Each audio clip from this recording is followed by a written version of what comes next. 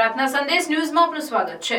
2024-25ના અંદાજપત્ર બાબતે ચર્ચા વિચારણા કરવા મુખ્ય કચેરી ખાતે બેઠકનું આયોજન કરવામાં આવ્યું।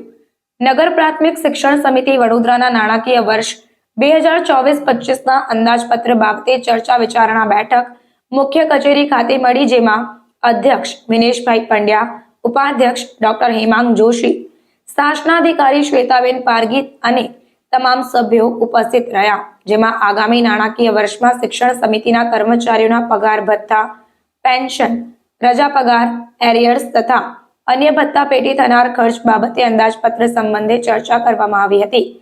ગત વર્ષે જિલ્લા ફેર બદલી કેમ્પથી 235 શિક્ષકો આવેલ છે, તે તમામના પગાર ખર્ચ સંદર્ભે પણ આ બેઠકમાં વિગતે ચર્ચા કરવામાં આવી। વિદ્યાર્થીઓના ગુણવત્તાલક્ષી શિક્ષણ અને ભૌતિક સુવિધાઓ સંદર્ભે આગામી નાણાકીય વર્ષમાં કરવાના થતા આયોજન બાબતે ચર્ચા કરવામાં આવી। હાલ રાષ્ટ્રીય શિક્ષણ નીતિ 2020 સંદર્ભે તમામ શાળાઓમાં પાયાની સુવિધાઓ અને ભૌતિક સુવિધાઓ બાબતે વિચાર વિમર્શ કરી જરૂરી તમામ સુવિધાઓ ઉપલબ્ધ કરાવવા માટે પણ આ બેઠકમાં ચર્ચા કરવામાં આવી હતી। હાલ નગર પ્રાથમિક શિક્ષણ સમિતિ વડોદરામાં બાલવાડી, બાલવાટિકા અને ધોરણ 1 થી 8માં 45,000 થી વધુ વિદ્યાર્થીઓ અભ્યાસ કરી રહ્યા છે। આ તમામ વિદ્યાર્થીઓ માટે આ અંદાજપત્રમાં વિશેષ સુવિધાઓ મળી રહે તેવું આયોજન કરવામાં આવશે। આગામી શૈક્ષણિક વર્ષમાં નવીન 6 માધ્યમિક શાળાઓ અને અંગ્રેજી માધ્યમની શાળાઓ શરૂ કરવાનું આયોજન પણ શિક્ષણ સમિતિ દ્વારા કરવામાં આવનાર છે। તે માટે અલાયદા સદરની ફાળવણી આ અંદાજપત્રમાં કરવામાં આવી છે। આ અંદાજપત્રમાં સમિતિની તમામ શાળાઓમાં આધુનિક શાળા, મકાન અને શ્રેષ્ઠ ભૌતિક સુવિધાઓ મળી રહે તે ધ્યાને લઈ ₹233.50 કરોડનો અંદાજ મૂકવામાં આવ્યો છે।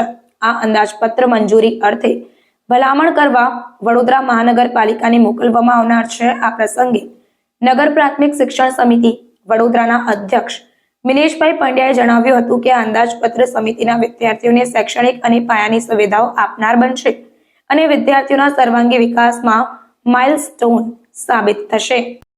દર વર્ષની જેમ બજેટ અંગેની આજે સવારે ચર્ચા થઈ। 2024-25ના બજેટ અંગેનું અલગ અલગ પ્રકારના અભિપ્રાય લઈને નાના મોટા સુધારા કરીને આ વખતે 233.50 કરોડનું બજેટ મંજૂર કરવામાં આવ્યું છે। આશરે 35 કરોડ જેટલા બજેટમાં વધારો કરવામાં આવ્યો છે।